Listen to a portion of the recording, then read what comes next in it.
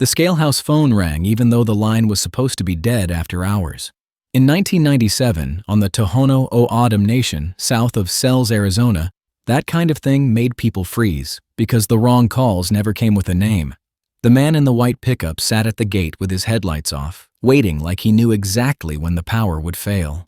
The scale operator watched the security lights blink out one bank at a time, not all at once, like someone switched breakers by hand. The radio on the desk hissed and then went quiet, and a voice came through anyway, using the right channel and the right tone, telling him to print a ticket and stop asking questions. Out in the yard, a dozer that should have been parked for the night started moving by itself, pushing a slow ridge of trash toward the scale house, like it wanted to bury the building while the operator was still inside. When the operator tried to run, he found the exit gate chained from the outside. This is the part I never talk about in detail. At the time, I was 27. I was broke, which is why I took a job at the transfer station instead of driving down to Tucson for work like some of my friends did.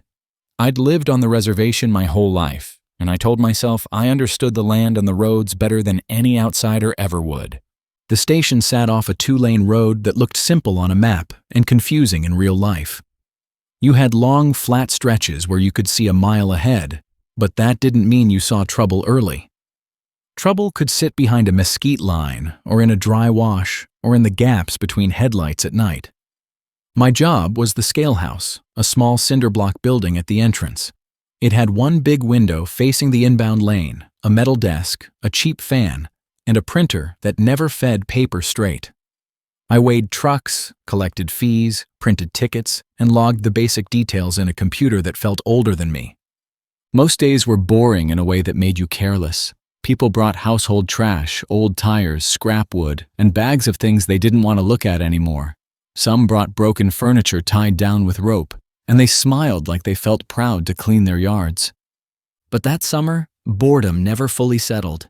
We had missing person posters in the scale house, taped above the desk and on the wall by the door. They curled at the corners from heat and dust, and every time the door opened, the air moved them like they were trying to get your attention. The faces on those posters weren't strangers. One was a teenage girl I remembered from a school dance, back when I still went to dances. One was a man who sold sodas out of a cooler at baseball games. Another was a woman who cooked food outside the community center and used to tease me for being skinny when I was younger. People said different things about why they were gone. Some blamed alcohol and running off. Some blamed the border, the desert, and the long reach of bad choices. Some said you didn't talk about it out loud because speaking it made it real. What I noticed was simpler. A person went missing, then another, and life kept moving. Kids still walked to school, trucks still ran, the sun still hit you like a hammer at noon. My cousin Victor worked the yard. He drove the loader, moved piles, and kept the tipping area from clogging. Victor was older than me by 6 years, with a shoulder that ached all the time and a way of talking that made every sentence sound like it came from a decision.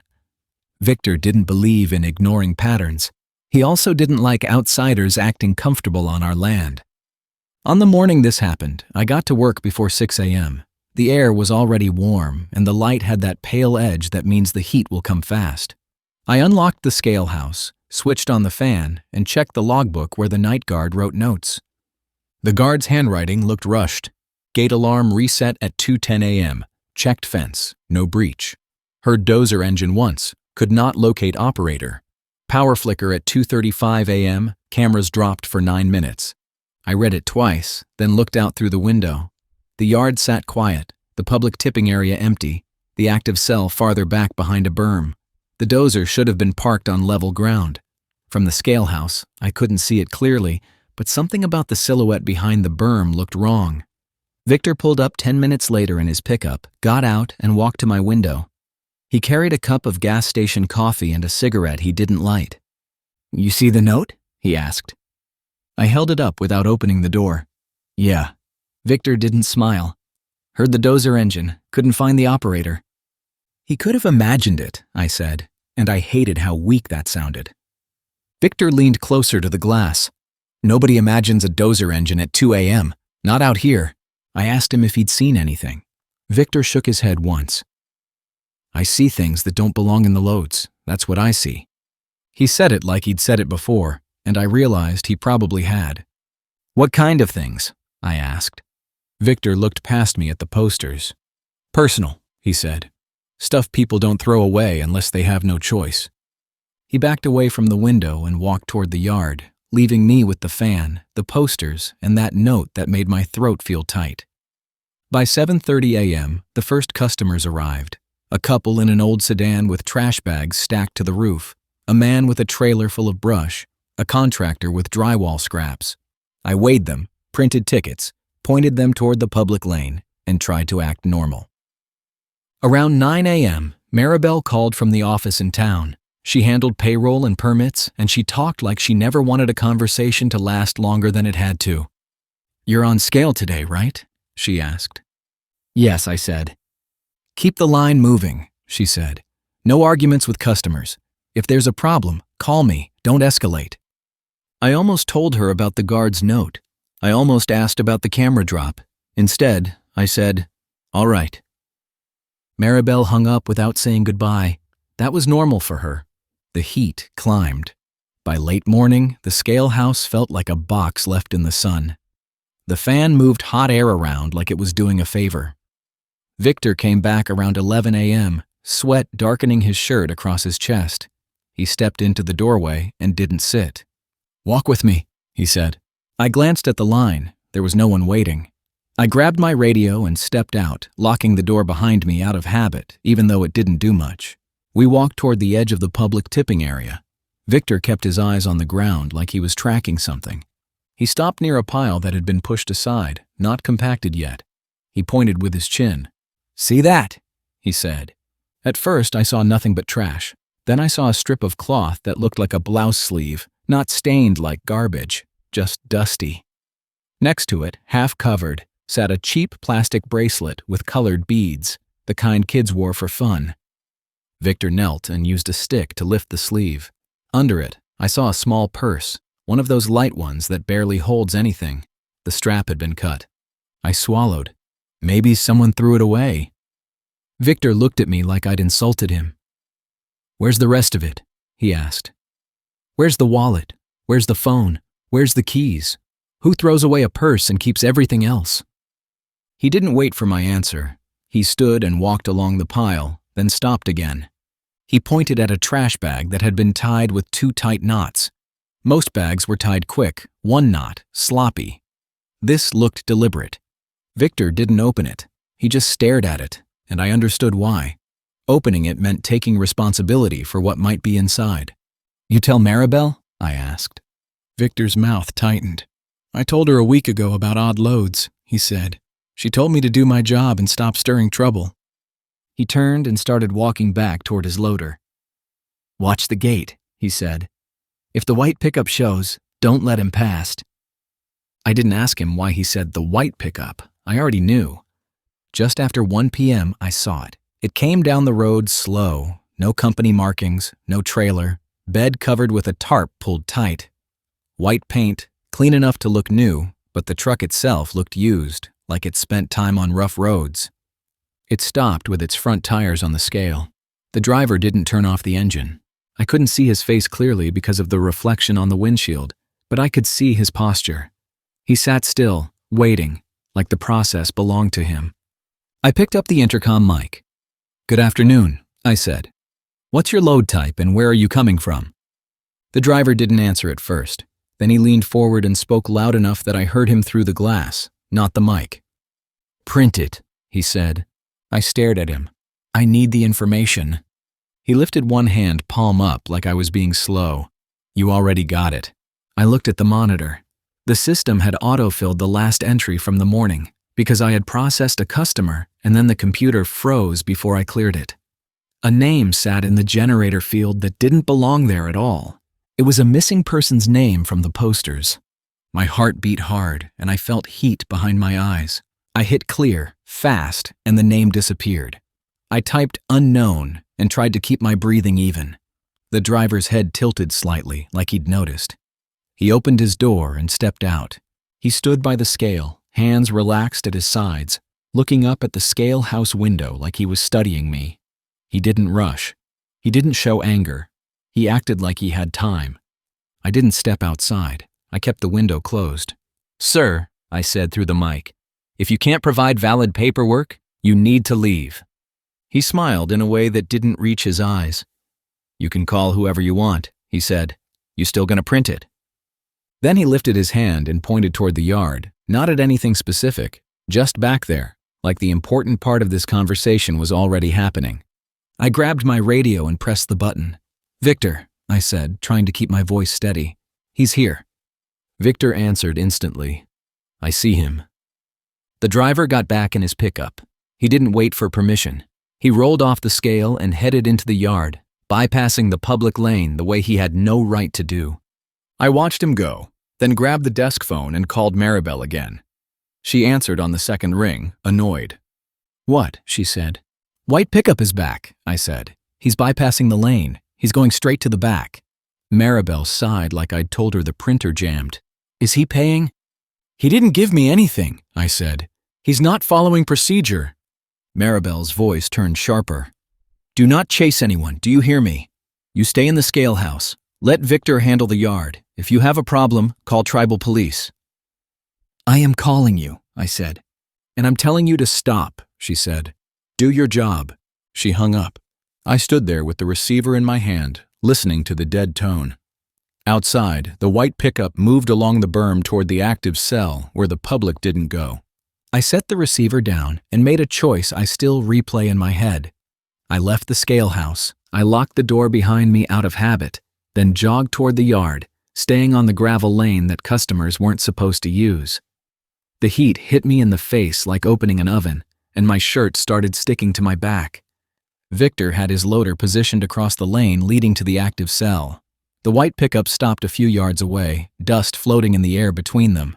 Victor stood on the ground, not in the cab, which meant he didn't want to be trapped inside a machine. He held his radio in one hand and kept the other free. He didn't shout, he didn't curse. He spoke with control, which made it more serious. "You turn around," Victor said. "You dump in public lane, or you leave." The driver opened his door and stepped out. He wore a cap and long sleeves, not unusual, but something about how he moved felt wrong to me. He didn't scan the area like a cautious man would. He didn't look for witnesses. He acted like he already knew where everyone was. He looked at Victor for a moment, then looked past him at me. "You're the new one," he said. Victor stepped to block his view. "You heard me," Victor said. "Turn around." The driver's mouth curled into that same flat smile. "You don't know what's in your own ground," he said. Victor's shoulders stiffened. "Say that again," he said. The driver lifted one hand, not in surrender, more like a signal. He didn't look behind him when he did it. I heard an engine start, not the pickup, not Victor's loader, the dozer. It came into view from behind the berm, moving slow at first, then steady, like the operator had already decided the path. The dozer should have been parked and locked. The keys were supposed to be in the yard office. A man sat in the cab. I couldn't see his face because of the glare, but I saw the shape of him and the way he didn't hesitate. He drove like he belonged there. Victor turned his head toward it and swore under his breath. Then he spoke into his radio, fast. "Call it in," Victor said to me. "Now, call tribal police right now." I reached for my radio, then remembered the deadline from the hook, and that fear flashed through me. I grabbed my phone instead, already knowing the signal out there wasn't good. I dialed 911 anyway. The call didn't connect. I tried again, walking backward as I did it, eyes on the dozer and the pickup. Victor moved to the loader and climbed up, starting the engine. He raised the bucket slightly, not as a threat, but as a barrier. The dozer kept coming. The driver of the white pickup didn't move. He watched with calm interest, like he was observing a test. Victor swung the loader to block the dozer's path. The dozer adjusted, angling toward the loader's rear, trying to get around it. Victor drove forward, trying to pin the dozer in place without colliding. The dozer pushed a ridge of loose trash and dirt, and the smell hit my nose, not strong, just enough to remind me where we were. My phone still wouldn't connect. The screen showed one weak bar, then none. The white pickup rolled forward, positioning itself so it blocked the lane back toward the entrance. Victor saw that and made another decision. He swung the loader hard and drove toward the maintenance road along the fence, choosing the only open line. I ran alongside for a few steps, then grabbed the ladder and climbed into the loader cab. Victor didn't tell me to. He didn't have time. He just kept driving.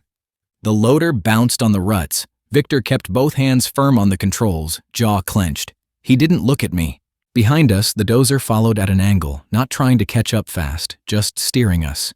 The pickup followed too, staying in the lane where its tires handled the gravel better. Victor drove toward the gate that cut from the maintenance road back into the public lanes. That gate should have been open. We kept it open during operating hours for equipment movement. But as we came up on it, I saw the chain. A thick chain looped around the gate arms, padlock hanging, bright in the sun. It looked new, like it hadn't sat out long. Victor hit the brakes and the loader rocked forward. Dust rose around us. "That wasn't there," Victor said, and his voice sounded flat, like he couldn't accept it yet. The dozer closed the distance behind us. The pickup rolled up on the other side, blocking the only clear turn.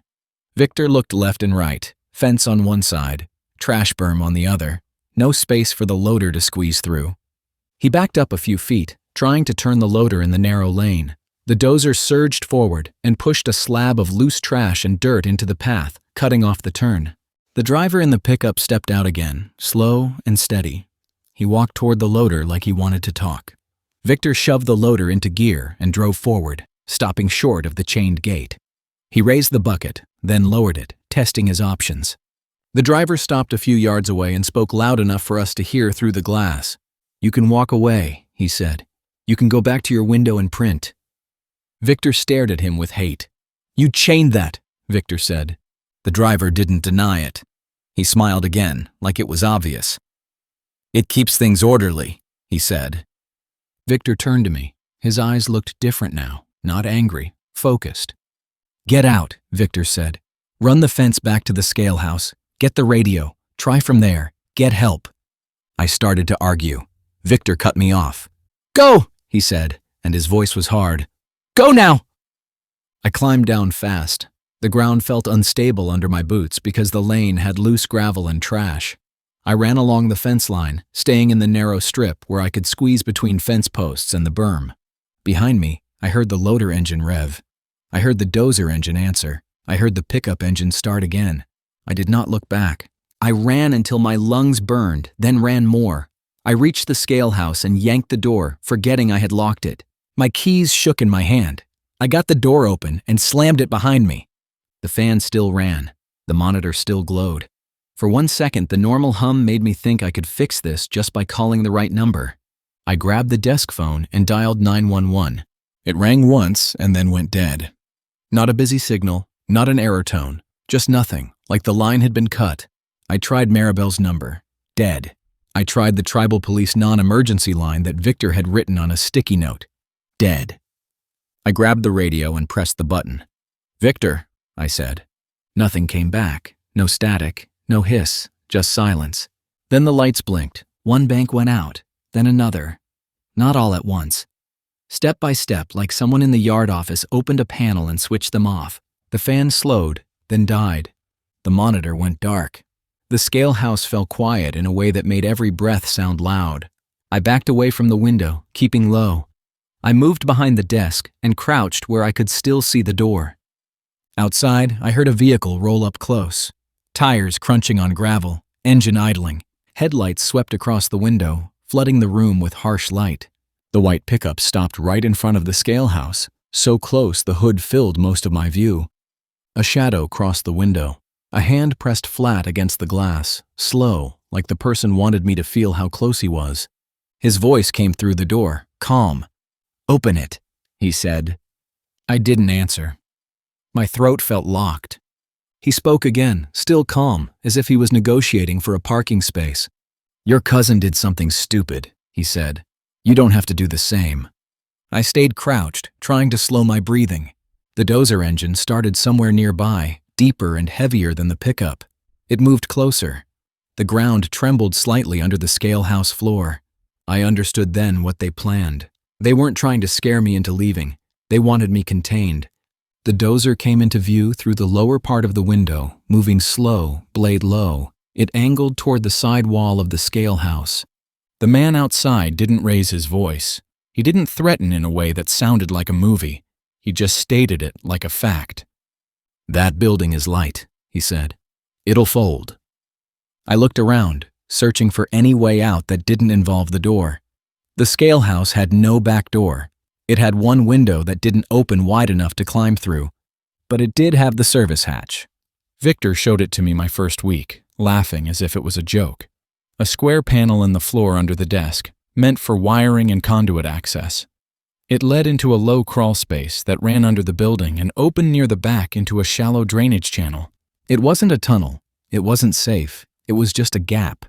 The dozer blade bumped the sidewall once, not hard, testing. The building shuddered. Dust fell from the ceiling corner. I slid the desk chair aside and lifted the hatch. Hot air rushed out of the opening, stale and dusty. I lowered myself in, feet first, trying not to scrape too loud. Gravel bit my palms. The space was tighter than I remembered, and the air felt thick like it hadn't moved in years. Above me, another shove hit the wall. The desk rattled. The printer tray clacked. I crawled forward on my elbows, dragging my knees. The ground under me was uneven, with bits of rock and old debris. I kept moving, focusing on the next hand placement, the next breath. Behind me, the building shook again. Then I heard the sound of something snapping, not a loud crack, a sharp break. The scale house was giving. I pushed harder, ignoring the pain in my forearms. The opening at the far end appeared, a thin panel that covered the exit into the drainage channel. I shoved it up and wriggled out into the open. The air outside hit me like a slap, bright and hot. I stayed low in the shallow channel and moved along it away from the scale house, keeping my head below the level of the road. From where I crouched, I could see the pickup's headlights still aimed at the scale house. I could see the dozer's shadow move in front of the window. Then the dozer hit the wall again, harder. The scale house shifted. The window frame flexed. The building didn't collapse completely, but it sagged at one corner like a knee buckling. The man outside didn't react. He didn't flinch. He watched it like he was checking progress.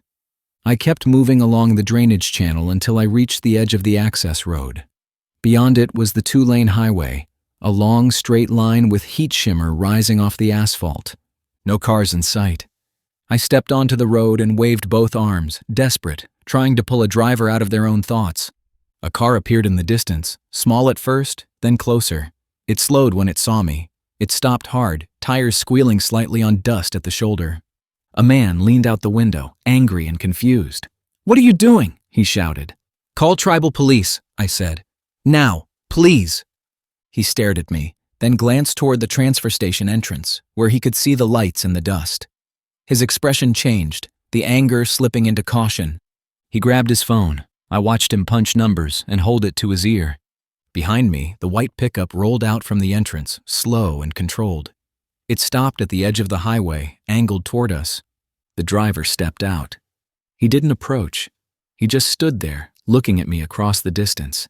He lifted his hand, palm outward, not a wave, more like he was marking me, like he wanted me to know he'd remember my face. Then he got back in the pickup, turned around, and drove back into the yard. The man in the car spoke into his phone, voice tight. "Yes," he said. "Yes, right now.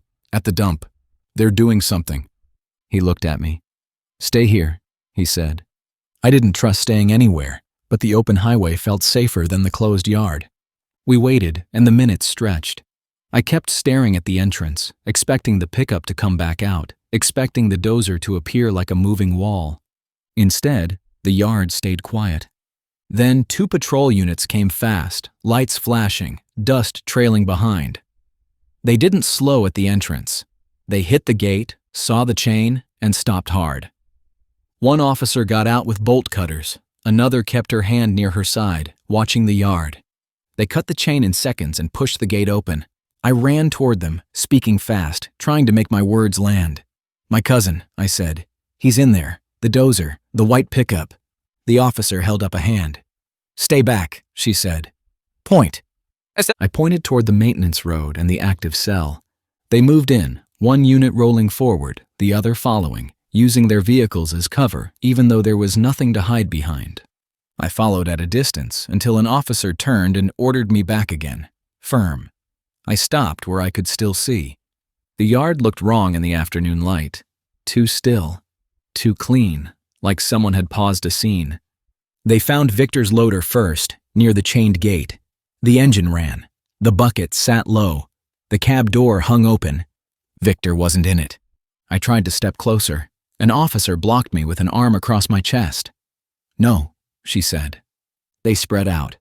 One officer moved toward the scale house, saw the sagging corner, and called it in. Another drove toward the active cell. I watched them crest the berm and disappear for a moment. Then I heard a voice shout, sharp, not fear, urgency.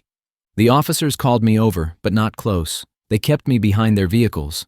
"Is this his?" one officer asked, holding up something small. It was Victor's cigarette lighter, the one he kept even though he didn't smoke much anymore. I recognized the scratched metal and the small sticker he'd put on it years ago. My legs felt weak. I nodded. They found Victor near the edge of the trench, partly covered by loose trash and dirt. They didn't let me approach, and I'm grateful for that now. I saw enough to understand he wasn't coming back. I stood behind the patrol car and stared at the ground, trying to keep my mind from breaking apart. The officers kept working. They searched the yard office, the equipment shed, the dozer parking area. They found the keys to the dozer in a drawer where they didn't belong, not hung on the board like they were supposed to be. They found the breaker panel open behind the office, with fresh fingerprints and dust. They found the camera recorder cabinet unlocked, the seal broken. They didn't find the men right away. That night, they expanded the search to the back roads. Tribal police set up a perimeter. They contacted nearby agencies. They brought in more units, and the lights in the distance made the desert look like a small city for a while. I sat on the tailgate of an officer's unit and tried to answer questions. What did the driver look like? What did he say? Did he have any markings? Did I know his name? Did I see a weapon? I told them the truth. I didn't have much. He had a white pickup. He acted like he belonged there. He told me to print a ticket. He said my cousin did something stupid. He used our systems like he knew them. One officer, older, listened carefully and asked, "Did he ever say why?" I shook my head. "He didn't explain," I said. "He acted like I already knew." The next morning, they arrested the driver near the highway after a traffic stop. I heard the details later, but I'll tell it straight. A state trooper saw the white pickup and ran the plate. The registration didn't match. The trooper tried to make contact. The driver bolted on foot, and he didn't get far in that heat. They detained him without a fight, which matched his calm from the day before. He saved his energy for control, not for chaos. They found the dozer operator the same day, not by luck, but because someone noticed a pattern in the dirt roads behind the yard. A narrow set of tracks led to a trailer tucked off a 2-track road in a low spot, hidden by brush. The operator sat inside with paperwork spread out on a table. Not neat, not messy, arranged like he'd been working. He didn't run when tribal police arrived. He raised his hands and stared at them like he'd expected this moment. They brought me in to identify the driver.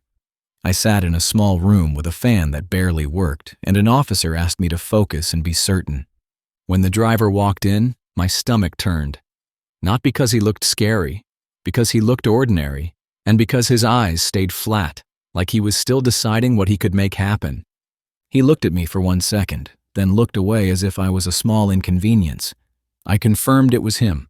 The investigation moved fast after that, and it moved slow at the same time. Fast because the evidence was right there. Slow because every piece of it felt heavy. They opened areas of the active cell under supervision, bringing in equipment and doing it carefully, the way you handle something that cannot be taken back. They recovered personal items first. A bracelet, a purse strap, a shoe that a mother recognized from a photo she kept folded in her wallet. Then they recovered bodies. I won't describe what they looked like. I won't do that to the families or to you. I will say this. The missing person posters weren't just paper anymore. They had weight. People came to the station with officers and stood at the fence line, silent, staring at the berm, waiting for someone to confirm what they already felt in their bones. They charged the 2 men with the deaths tied to the yard and with other crimes connected to missing people in the area. They traced phone records. They traced money. They traced how the men moved, where they stopped, who helped them. Maribel got arrested too. That shocked some people and didn't shock others. Maribel didn't drive the dozer. She didn't chain the gate herself, at least not that I know, but she took money to look away, to approve loads that didn't exist, to explain missing footage with simple excuses. When I heard that, I felt something ugly rise in me. Not rage, a cold understanding that made the world feel smaller. The driver and the operator did not do it alone. They needed someone on the inside who could make problems disappear with a phone call and a shrug. In the weeks after, the transfer station shut down. They rebuilt parts of the fence.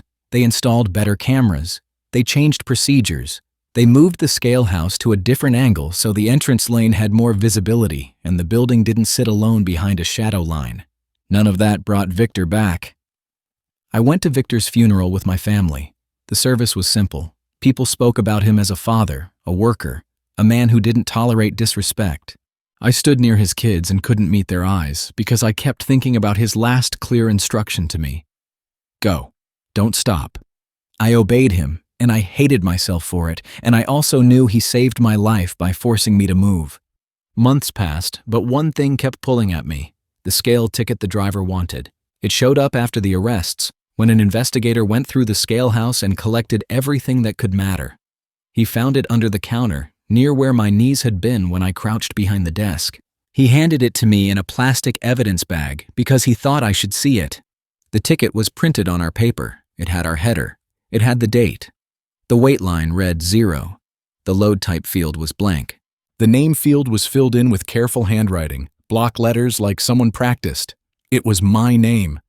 The signature line had a mark on it, like the pen hovered and pressed but didn't finish. I stared at that ticket until the words blurred. The investigator watched me and said, "He wanted you on record. He wanted it documented that you participated." I didn't answer because I didn't have a clean answer. I took the bag home and put it in a drawer, still sealed, still official. I did not show it to my family because they already carried enough. Sometimes I open that drawer and look at the bag without touching it. The paper inside hasn't changed. It still says 0 weight, like nothing happened. And that is the part that stays with me most, even more than the dozer, even more than the chained gate. The men did all of it with the calm of paperwork, like death was just another load you could bury if the right person signed the line.